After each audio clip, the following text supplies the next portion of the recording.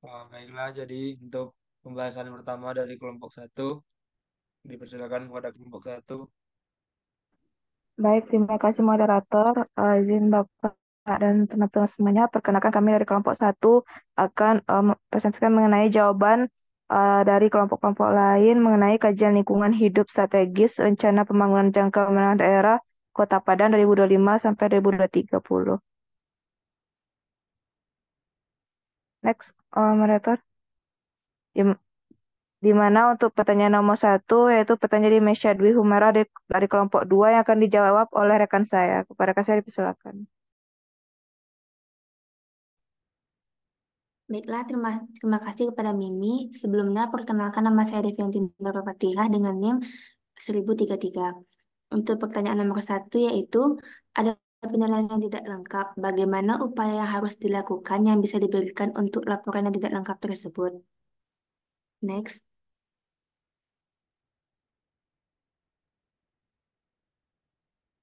Nah, berikut beberapa upaya yang dapat dilakukan untuk mengatasi penilaian yang tidak lengkap di RPJMB Kota Padang. Yang pertama itu identifikasi dan analisis. Di sini kita melakukan identifikasi terhadap bagian-bagian RPJMB yang tidak lengkap, termasuk indikator, target, dan capaian. Kemudian kita analisis terhadap penyebab ketidaklengkapan penilaian seperti keterbatasan data dan informasi, kurangnya metodologi yang jelas, ketidakmampuan sistem monitoring, dan evaluasi. Yang kedua itu ada melengkapi informasi. Di sini kita mengumpulkan data dan informasi yang dibutuhkan untuk melengkapi penelitian, dan kita mengembangkan metodologi yang jelas untuk penilaian termasuk indikator, target, dan cara pengukurannya. Yang ketiga itu ada koordinasi dan komunikasi, di mana kita melakukan koordinasi dengan berbagai pihak yang terkait seperti Bapeda Kota Padang, SKPD yang terkait, akademisi dan pakar, dan masyarakat sipil. Kemudian kita melakukan komunikasi yang jelas dan transparan kepada publik tentang proses penyelesaian penilaian. Yang keempat ada revisi RPJMB, yaitu kita melakukan revisi terhadap RPJMB untuk memasukkan hasil penilaian yang lengkap. Pastikan revisi RPJMB ini selaras dengan peraturan perundang-undangan yang berlaku. Yang kelima, ada penguatan kelembagaan, yaitu kita melakukan penguatan kelembagaan untuk memastikan keberlanjutan penilaian RPJMB, meningkatkan kapasitas SDM dan infrastruktur dan membangun sistem monitoring serta evaluasi yang efektif. Yang keenam, ada peran masyarakat, di mana kita melibatkan masyarakat dalam proses penyelesaian penilaian RPJMB, dan kita memberikan kesempatan kepada masyarakat untuk memberikan masukan dan saran. Sekian jawaban dari saya. Untuk pertanyaan selanjutnya akan dilanjutkan oleh rekan saya.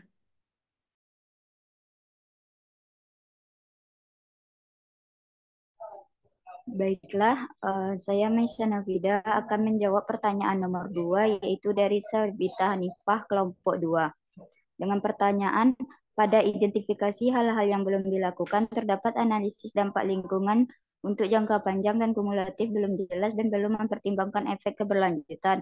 Menurut pandangan kelompok 1, apakah hal ini akan memberikan pengaruh signifikan terhadap penyusunan KLHS Kota Padang? Next, jawabannya untuk pertanyaan tersebut yaitu tentu saja memiliki pengaruh yang signifikan karena analisis tersebut berguna untuk menentukan sebuah wilayah dapat dilakukan pembangunan atau tidak. Karena membangun berbagai fasilitas kebutuhan manusia berdampak besar pada kondisi alam sehingga KLHS tersebut tidak tidak bisa digunakan untuk uh, pembangunan berkelanjutan. Selanjutnya saya serahkan kepada rekan saya. Baiklah, saya Nursyah Rockfinda dengan NIM 1009 izin menjawab pertanyaan nomor 3, yaitu apa yang menjadi alasan partisipasi masyarakat minim dan bagaimana cara meningkatkannya. Next. Untuk jawabannya, rendahnya partisipasi masyarakat dalam penyusunan KLHS Kota Padang adalah dikarenakan belum adanya kesadaran masyarakat akan pentingnya KLHS pada suatu pembangunan, kegiatan atau usaha terhadap keberlanjutan dan pemeliharaan lingkungan untuk masa yang akan datang. Untuk cara mengatasinya yaitu dengan cara meningkatkan kesadaran masyarakat, salah satunya dengan sosialisasi untuk meningkatkan pemahaman masyarakat mengenai pentingnya partisipasi masyarakat dalam KLHK mengenai dampak suatu usaha terhadap keadaan lingkungan. Dilanjutkan oleh rekan saya. Baiklah, saya Kaira Nitri Putriswati, BPS 1018, ingin menjawab pertanyaan nomor 4, yaitu pada PPT dijelaskan bahwa KLHS Kota Padang belum sesuai dengan perkembangan terbaru. Apa isu lingkungan yang menjadi urgensi di Kota Padang dan bagaimana penyesuaian dapat dilakukan terkait KLHS Kota Padang tersebut? Next. Untuk jawabannya sendiri yaitu isu lingkungan yang paling urgent di Kota Padang saat ini adalah pengikisan bibir pantai atau abrasi yang terjadi sepanjang pantai yang diakibatkan oleh pergerukan pasir untuk pembangunan infrastruktur di Kota Padang, sehingga perlu diatur regulasi mengenai abrasi pantai ini dalam penyusunan KLHS Kota Padang. Selanjutnya dilanjutkan oleh rekan saya. Baik, perkenalkan saya Mimar Miasa, BP 1013, akan menjawab pertanyaan dari Abdullah Rajab Sani dari kelompok 4. Pertanyaannya itu bagaimana mekanisme untuk memastikan bahwa rekomendasi dari KLHS benar-benar diimplementasikan dalam RPJMD tersebut.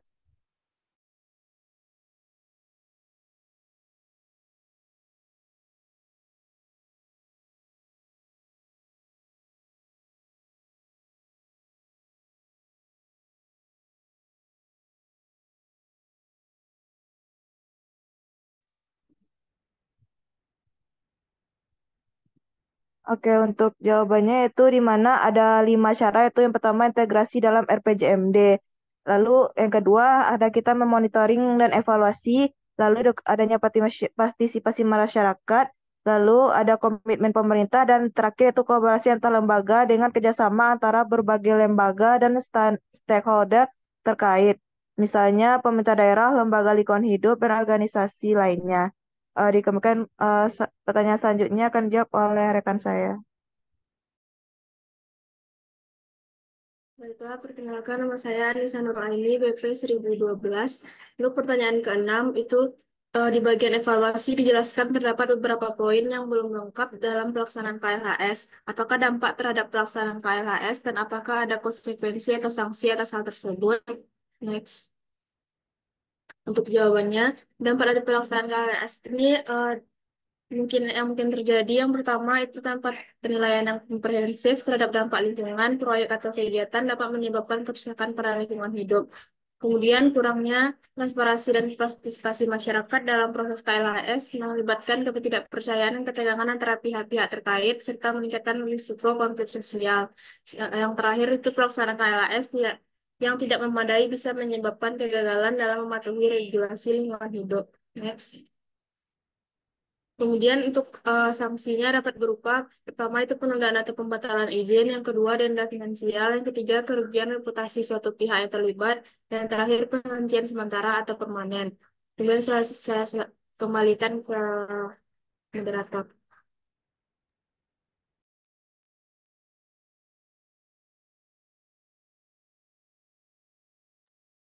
Terima kasih untuk kelompok 1.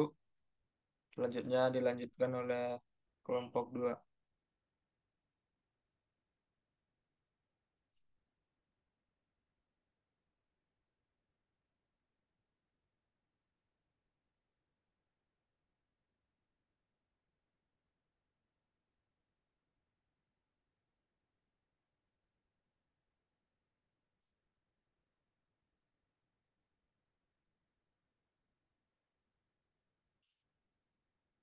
Dipersilakan kepada kelompok 2.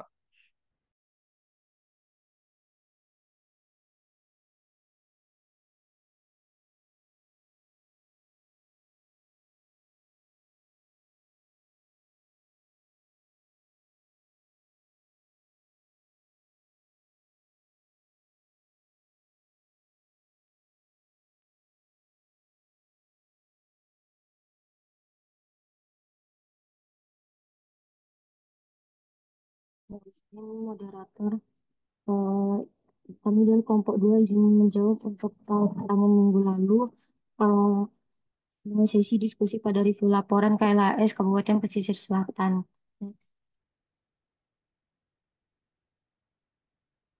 Untuk anggota kelompok 2 dapat dilihat pada slide. Selanjutnya untuk pertanyaan pertama dari Jenny Nurahmi BP 7003 dari kelompok 4. Saya Sabita Hanifa BP 2016 izin menjawab. Untuk pertanyaannya itu, mengapa pada diagram alir tidak diperlukan penapisan? Jelaskan alasannya. Jadi dalam pembuatan KLHS ini, penapisan itu memainkan peranan penting. Eh, Penapisan itu dilakukan dengan metode uji tabulasi silang terhadap muatan kebijakan, rencana, dan atau program, atau yang biasa kita sebut KRP, dengan kriteria dampak dan atau risiko lingkungan hidup serta pembangunan berkelanjutan. Dengan demikian, penapisan membantu memastikan bahwa prinsip-prinsip pembangunan berkelanjutan terintegrasi dalam proses pembangunan daerah dan penyusunan KRP. Jadi pada diagram alir itu sebenarnya udah dibuat. Memang seharusnya itu memang terdapat langkah penapisan KLHS, namun eh, kami tidak menambahkan pada pada minggu lalu. Dan sekarang sudah ditambahkan. Sekian dilanjutkan oleh rekan saya.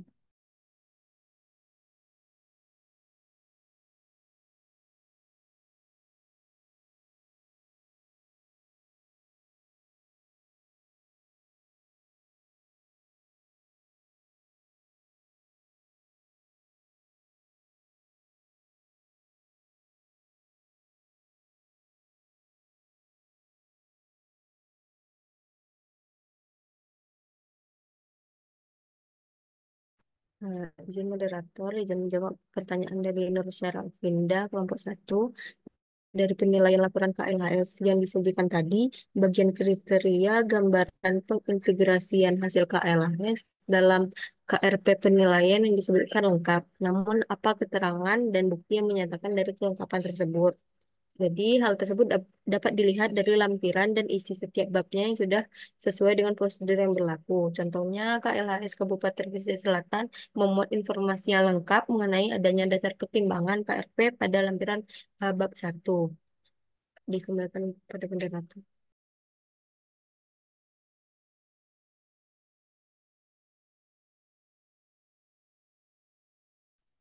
Baik, izin moderator, izin saya Hanifah Meswari, BP 2018, izin menjawab pertanyaan dari Mimi Muharmiesa, BP 1013 dari kelompok 1. TPB yang sesuai kewenangan itu ada 15, kecuali TPB 7 dan 14. Kenapa dua TPB tersebut tidak sesuai dengan kewenangannya? Jawabannya berdasarkan hasil analisis capaian TPB yang sesuai dengan kewenangan kabupaten, ada 15 TPB kecuali TPB 7 energi bersih dan terjangkau, dan TPB 14 ekosistem lautan. Jumlah indikator dari 15 TPB atau SDGs itu yang menjadi kewenangan kabupaten adalah 220 indikator. Untuk TPB nomor 7 itu sendiri termasuk ke dalam pilar pembangunan ekonomi tentang energi bersih dan terjangkau yang bertujuan untuk menjamin akses energi yang terjangkau, andal, berkelanjutan, dan modern untuk semua.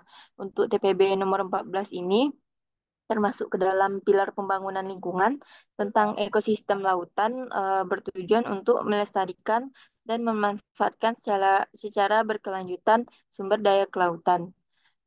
Next, moderator. Untuk selanjutnya akan dijelaskan oleh Misha. Terima kasih, moderator. Izin Bapak dan teman-teman, perkenalkan nama saya Meisya Dwi Humaira, BP 2013. Jadi berikutnya untuk jawaban dari Mimi adalah alasan tidak sesuai kewenangan dua TPB tersebut karena yang pertama, capaian indikator TPB nomor 7 dan nomor 14 itu tidak memenuhi, seperti banyaknya kondisi data yang tidak tersedia. Yang kedua, karena TPB menjadi kewenangan provinsi sehingga kurang diperhatikan oleh pemerintah kabupaten atau kota. Yang ketiga, kurang seriusnya pengelolaan potensi yang ada di kabupaten atau kota tersebut. Next, moderator. Nah, dapat dilihat pada slide bahwa berdasarkan capaian indikator energi bersih dan terjangkau itu datanya tidak lengkap dan banyak yang bukan kewenangan dari kabupaten dan provinsi. Begitu juga dengan TPB nomor 14 yaitu ekosistem lautan. Nah, indikator khusus yang menjadi kewenangan kabupaten itu misalnya dari energi bersih dan terjangkau itu dinyatakan bahwa kewenangan provinsi seperti bauran energi terbarukan dan intensitas energi primer. Nah, selain itu, permasalahan yang ketiga juga karena kurang seriusnya pengelolaan potensi kelautan sering dipindahkannya kewenangan ke pemerintah yang lebih tinggi, sehingga TPB capaian TPB untuk kabupaten atau kota tersebut tidak sesuai. Sekian dari saya kembalikan kepada moderator. Lanjutkan oleh rekan saya. Baiklah, izin moderator, saya Regina Silvera, BP 2002 akan menjawab pertanyaan dari Syafira Kamala Putri, BP 3001 dari kelompok 3, yaitu bagaimana cara dan proses pengambilan keputusan tentang penyelenggaraan usaha dan atau kegiatan dalam KHLAS Pesisir Selatan, serta berikan contoh apa saja alternatif rekomendasinya dalam penyempurnaan KRP sesuai dengan peraturan. Langkah-langkah dalam pengambilan keputusan terkait penyelenggaraan usaha dan atau kegiatan dalam KLAS. Yang pertama itu dilakukan identifikasi masalah terkait masalah yang dalam penyelenggaraan usaha dan kegiatan di pesisir selatan. Yang kedua itu pengumpulan data terkait potensi kerusakan, kondisi lingkungan, serta dampak dari usaha atau kegiatan yang akan dilakukan. Yang ketiga itu ada analisis dampak lingkungan, melakukan analisis dampak lingkungan untuk mengevaluasi potensi dampak positif dan negatif dari usaha atau kegiatan yang direncanakan. Selanjutnya ada evaluasi alternatif, yaitu menganalisis berbagai alternatif penyelenggara usaha atau kegiatan, termasuk alternatif lokasi, teknologi, dan metode operasional. Selanjutnya ada konsultasi publik, melibatkan masyarakat, pemangku kepentingan, dan ahli terkait dalam proses pengambilan keputusan untuk mendapatkan masukan dan perspektif yang beragam. Selanjutnya ada penyusunan rekomendasi berdasarkan hasil analisis dan konsultasi, menyusun rekomendasi tentang penyelenggaraan usaha kegiatan yang memperhatikan keberlanjutan lingkungan. Untuk contoh alternatif rekomendasi penyempurnaan kajian rencana pembangunan yang sesuai dengan peraturan itu meliputi yang pertama, penyelenggaraan pelatihan lingkungan, yaitu menyempurnakan KRP dengan menyertakan program pelatihan bagi pelaku usaha kegiatan untuk meningkatkan pemahaman mereka tentang pentingnya pelestarian lingkungan.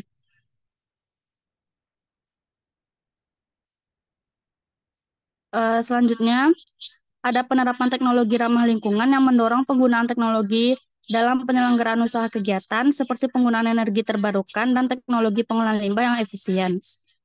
Selanjutnya ada zonasi wilayah, yaitu mengusulkan zonasi wilayah yang mempertimbangkan keberlanjutan lingkungan seperti membatasi pembangunan di daerah rawan bencana atau sensitif lingkungan. Selanjutnya ada peningkatan pengawasan dan penegakan hukum, menyertakan langkah-langkah yang memperkuat pengawasan dan penegakan hukum terhadap pelanggaran lingkungan yang dilakukan oleh pelaku kegiatan usaha. Yang terakhir ada pengembangan program konservasi, menyertakan program konservasi lingkungan dalam KRP, seperti program penanaman mangrove atau restorasi ekosistem laut untuk memperkuat upaya pelestarian lingkungan di pesisir selatan. Dikembalikan kepada rekan saya.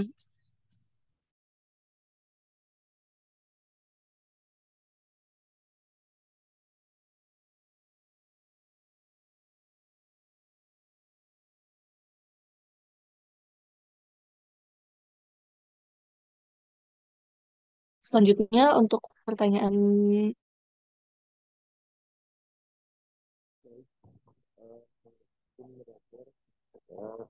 pertama itu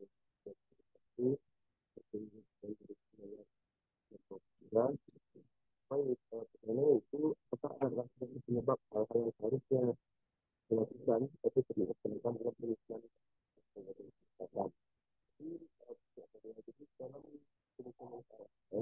itu ada beberapa tahapan. Nah, biasanya itu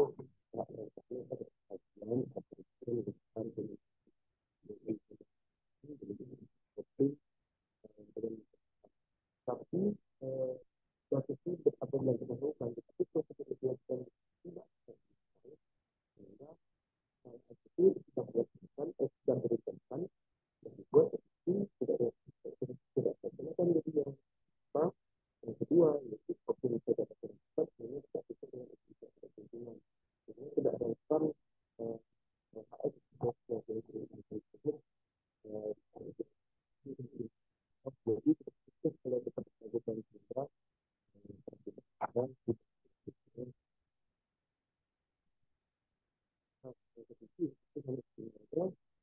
Indonesia dan seperti produk tersebar seperti itu. Itu berarti bahwa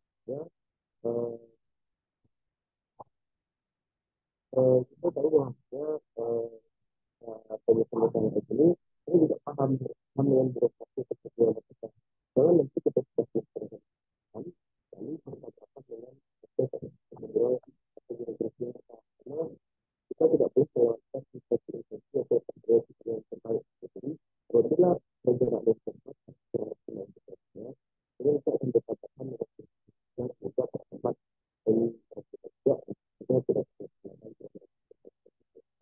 diri dan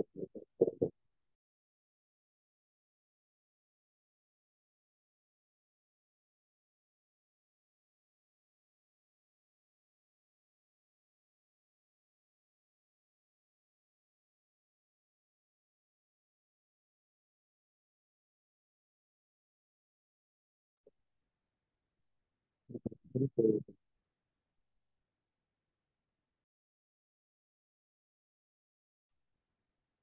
Baiklah, selanjutnya itu pertanyaan dari Fatimah Zahra dengan BP 3027 dari kelompok 4. Pertanyaannya itu pada hal-hal yang seharusnya ada tapi tidak dilaksanakan dalam penyusunan KLHS kelompok 2 disebutkan bahwa tidak adanya alternatif rekomendasi. Jadi, apa yang seharusnya dilakukan oleh KLHS tersebut jika tidak adanya alternatif dan rekomendasinya? Eh, untuk jawabannya itu sebenarnya pada alternatif rekomendasi KLHS pesisir selatan ini bukannya tidak ada, namun ada beberapa yang tidak ada, itu perubahan atau penyesuaian ukuran, skala dan lokasi, serta penundaan, perbaikan urutan atau perubahan prioritas pelaksanaan. Maka untuk alternatif yang tidak ada dan rekomendasinya itu dapat dilakukan dengan cara melakukan analisis mendalam terhadap isu lingkungan, konsultasikan dengan pihak terkait, mengidentifikasi dan mengembangkan alternatif solusi dalam KLHS, mengevaluasi setiap alternatif untuk memahami dampaknya secara menyeluruh, melakukan pemilihan rekomendasi berdasarkan hasil analisis dan evaluasi, melakukan penyusunan rencana tidak lanjut yang jelas dan terperinci, serta mengkomunikasikan rekomendasi dan rencana tidak lanjut yang telah disusun kepada semua pihak terkait. Sekian dari saya kembalikan kepada moderator.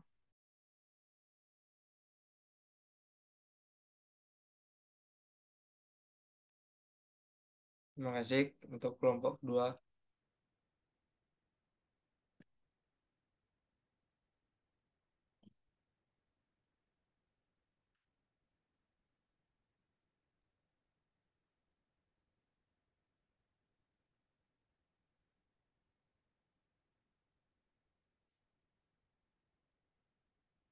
Dilanjutkan untuk kelompok ketiga.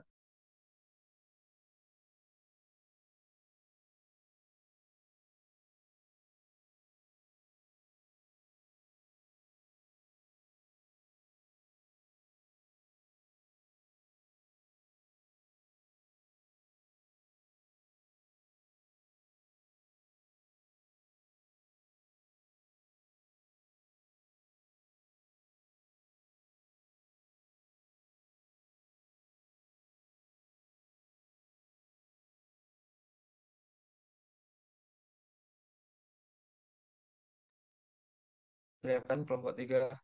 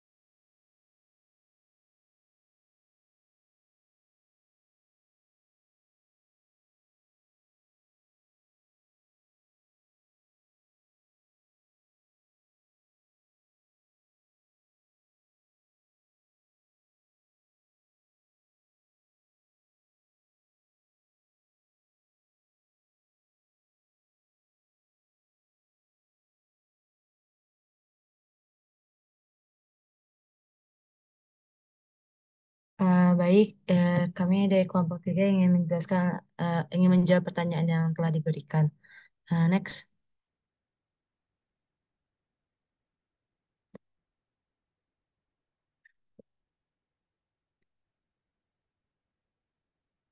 Ah, untuk pertanyaan nomor 1, apakah diagram alir sesuai dengan diagram alir di PP?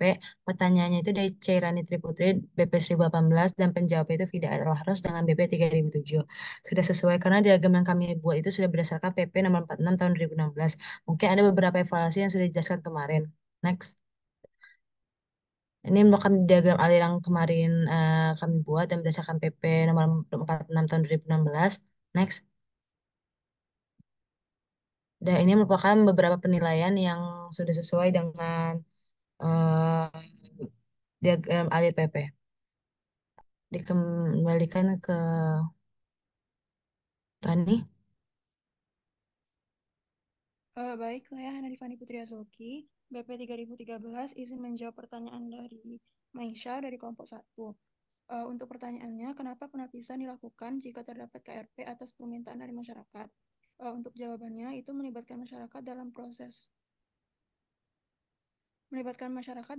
KLHS itu penting untuk mendorong partisipasi publik dalam pengelolaan lingkungan hidup. Keluhan, pertanyaan, dan juga permintaan dari masyarakat bisa memberikan informasi tambahan yang relevan dan juga penting bagi KLHS, sehingga penapisan KRP tersebut membantu memastikan bahwa semua aspek yang diperlukan itu telah dipertimbangkan. Dengan cara ini, pihak yang bertanggung jawab untuk menangani KRP dapat fokus pada masalah yang benar-benar dibutuhkan oleh masyarakat, sehingga upaya penyelesaiannya itu dapat lebih efektif dan juga efisien. Sekian dari saya, dilanjutkan pada rekan saya. Selanjutnya untuk pertanyaan nomor 3 itu ditanyakan oleh Azhara Daufi. Pada bagian hal yang seharusnya dilakukan tapi tidak dilaksanakan di KLHS Kabupaten Solo, tidak ada membahas KK. Apakah KK pada penyusunan KLHS Kabupaten Solo sebenarnya sudah ada dilakukan tapi tidak dicantumkan atau bagaimana? Jadi jawabannya Kabupaten Solo ini KK jika kita cari referensinya pada internet. Nah, namun di dalam KLHS Kabupaten Solo ini tidak mencantumkan bagaimana penjelasan KAK yang ada di Kabupaten Solo. Soalnya pada dasarnya KLHS dan KAK ini saling berhubungan satu sama lain. Kalau KAK ini digunakan sebagai kerangka acuan untuk identifikasi dan analisis muatan KRP, sehingga dapat menjadi bagian dari proses penyusunan KLHS, sedangkan KLHS ini dapat digunakan sebagai referensi untuk pengembangan KAK. Mungkin sekian jawaban saya, dikembalikan ke rekan saya.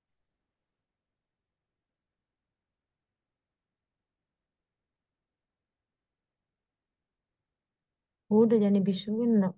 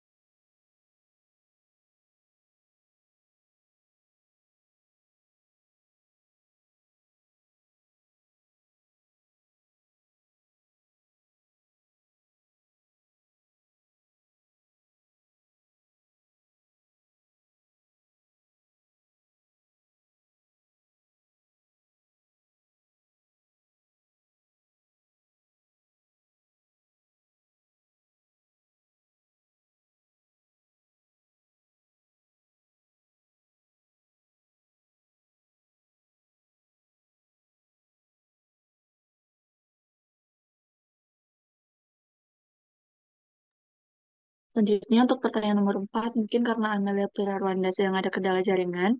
Jadi pertanyaan itu berdasarkan evaluasi disebutkan bahwa penapisan hanya dilakukan ketika terdapat KRP atas permintaan masyarakat.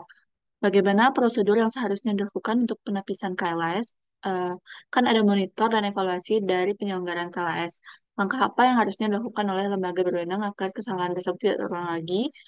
Jawabannya itu, prosedur yang seharusnya dilakukan untuk penapisan KLAS yaitu identifikasi dan perumusan isu pembangunan berkelanjutan strategis, penilaian mandiri, penapisan dokumen lingkungan, penyusunan dokumen lingkungan, penilaian atau pemeriksaan dokumen lingkungan, penerbitan persetujuan lingkungan, pelacakan dokumen, peningkatan transparansi. Langkah yang seharusnya dilakukan oleh lembaga berwenang agar kesalahan tersebut tidak terulang lagi, yakni dengan melakukan pengembangan prosedur, monitoring dan evaluasi, pengembangan sistem informasi, pengembangan kemampuan, pengembangan kinerja, dan pengembangan transparansi. Kembalikan, lanjutkan ke rekan saya. Baik, untuk selanjutnya pertanyaan nomor 5. Bagaimana cara memastikan program yang direncanakan pada TPB BAU terlaksana sesuai target pada sebelum tahun 2030 dan apakah prosedur KLHS Kota Solo telah sesuai prosedur KLHS di Indonesia? Untuk jawabannya yang pertama, kita dapat melakukan pelaporan wajib di mana eh, diperlukannya kewajiban pelaporan yang mencakup semua aspek TPB baik di tingkat pemerintah maupun pemerintah daerah. Eh, Lalu yang kedua ada perencanaan dan target, di mana perencanaan dan target ini dapat menyusun tujuan dan target yang jelas untuk proyek-proyek penting. Yang selanjutnya ada pengolahan pendapatan daerah, yang dimana dapat memastikan pengelolaan pendapatan daerah yang otonom, kecukupan sumber daya, dan kewenangan pengelolaan pendapatan daerah. Lalu yang keempat ada pengawasan dan pemantauan, eh, yang memiliki sistem pengawasan dan pemantauan yang efektif untuk memastikan bahwa program TPB diimplementasikan sesuai target. Lalu yang terakhir yaitu perbaikan berkelanjutan.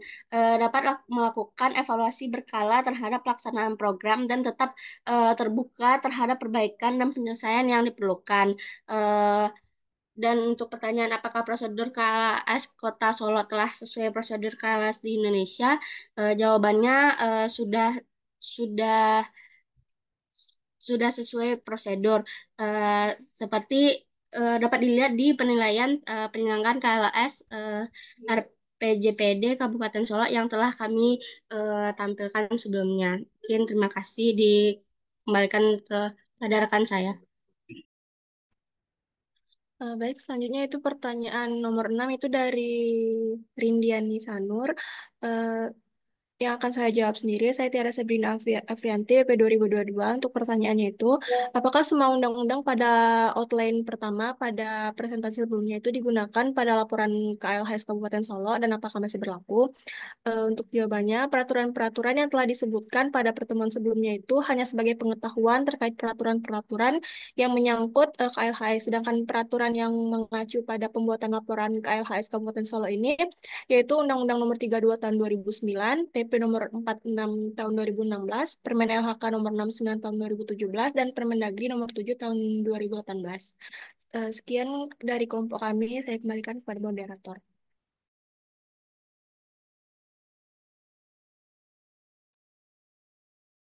Terima kasih kelompok 3.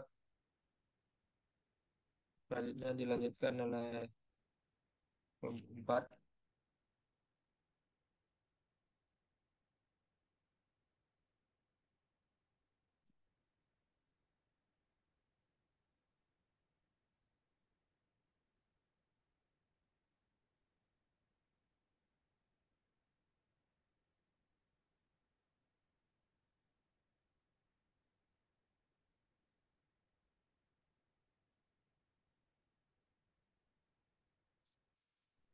Silakan kelompok 4.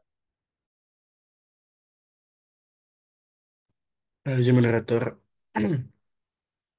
Jadi kami dari kelompok 4 akan menjawab pertanyaan dari pertanyaan kelompok sebelumnya. Mungkin bisa next moderator.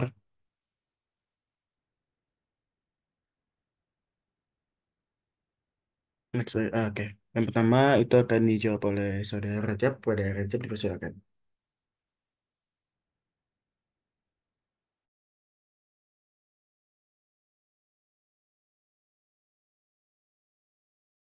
Jadi karena saudara Rajab ada kendala jaringan, jadi mungkin izin menjawab moderator dan Bapak. Mungkin pertanyaannya dari Mifdal Yasa dengan BP 1024. Lalu pertanyaannya, apakah terdapat saran, perbaikan atau penyesuaian yang dapat diberikan untuk meningkatkan kejelasan atau efektivitas diagram alir dalam laporan KLS Payakumbuh? Jawabannya tidak ada, karena menurut kelompok kami, untuk diagram alirnya pada KLS Payakumbuh ini sudah cukup jelas dan sudah sesuai dengan peraturan. Next, moderator.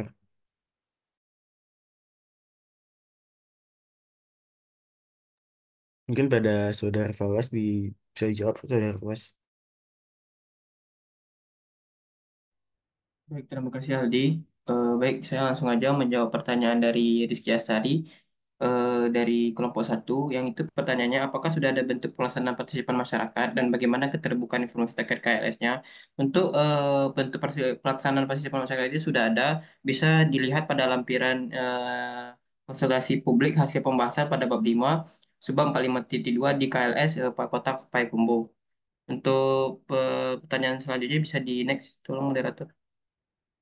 Nah, untuk moderator itu isu-isu yang sudah rumusan isu strategi yang dipaparkan di bab 5 subbab 5.2 merupakan salah satu bentuk terbukaan informasi terkait KLS-nya. Bisa dilihat juga pada eh, file KLS Payakumbuh. Mungkin saya kembalikan ke Aldi. Baik, terima kasih moderator. Eh, Selanjutnya itu pertanyaan dari Vina Media yang BP 2017. Dan penjawab itu saya sendiri hadir referensi BP 7002. Pertanyaannya, pada identifikasi hal-hal yang seharusnya dilakukan tapi tidak dilaksanakan oleh penyusun KLS, dikatakan bahwasanya tidak dilakukan kajian pengaruh KRP terhadap kondisi lingkungan hidup, yaitu ada 6 aspek. Apakah memang ke 6 aspek tersebut tidak dilakukan pengkajian atau bagaimana? Jadi jawabannya, pada poin identifikasi hal-hal yang seharusnya dilakukan KRP, tapi tidak dilaksanakan setelah ditinjau kembali pada KLS-nya, untuk aspek yang tidak dilaksanakan hanya ada satu dari 6 aspek, yaitu dalam aspek efisiensi pemanfaatan sumber daya alam. Next, moderator. Mungkin kepada saudara Fadli dipersilakan.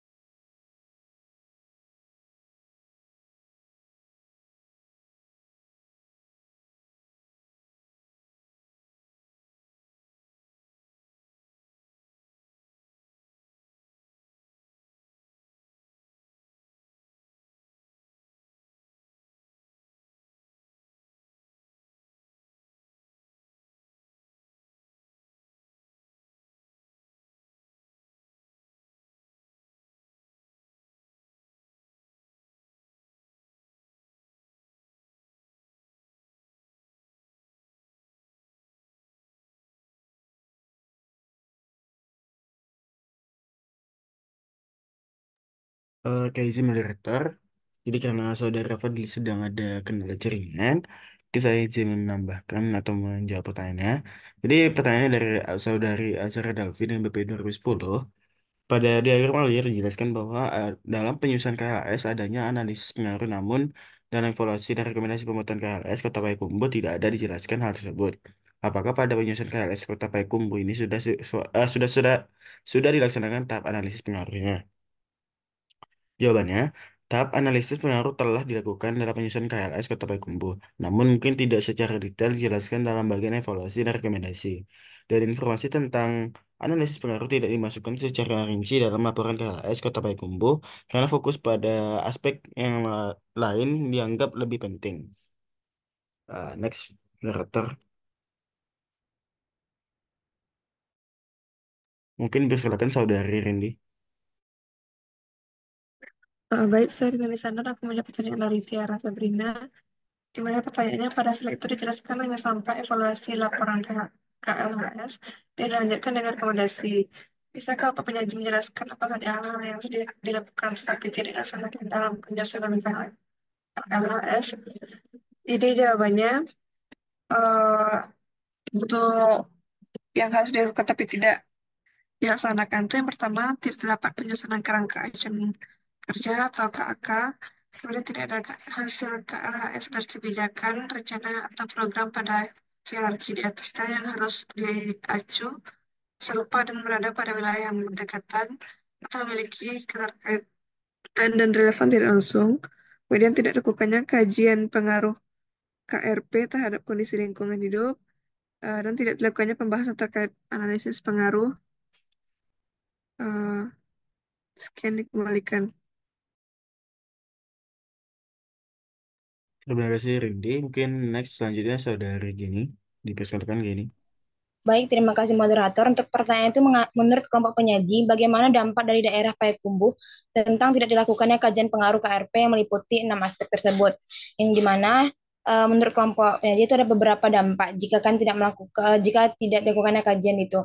Yang pertama itu ada kapasitas daya dukung lingkungan, di mana tanpa memahami kapasitas daya dukung dan daya tampung lingkungan, bisa terjadi degradasi lingkungan yang tidak terkendali karena pembangunan melebihi batas yang dapat ditoleransi dapat oleh lingkungan.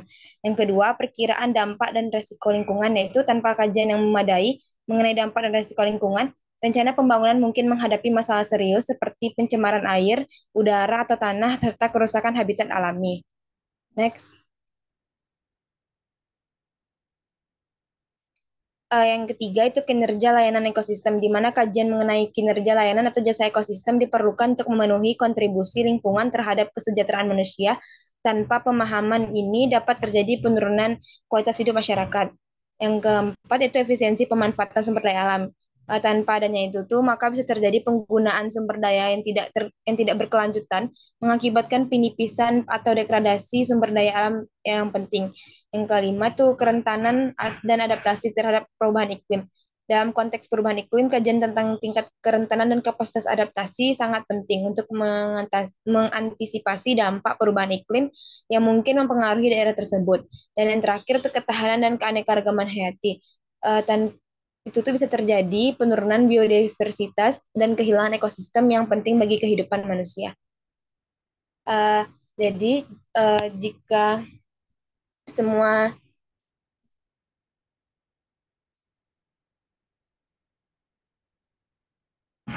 Jadi dengan demikian ketika kajian tidak dilakukan terhadap keenam aspek tersebut dapat menyebabkan ketidakseimbangan dalam pertimbangan dampak lingkungan hidup dari suatu proyek atau rencana pembangunan yang bisa berpotensi mengakibatkan kerugian yang signifikan bagi lingkungan hidup dan masyarakat setempat. Mungkin sekian dikembalikan ke moderator.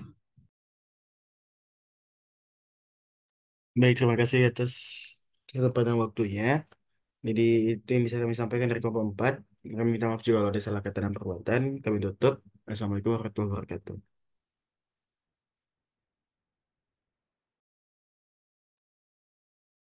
Terima kasih kepada kelompok 4. Dengan berakhirnya pertanyaan dan jawaban dari kelompok 4, maka untuk sesi diskusi pada hari ini telah dicukupkan. Terima kasih kepada kawan-kawan semua yang sudah hadir. Saya Rial Sundito pamit. Assalamualaikum warahmatullahi wabarakatuh.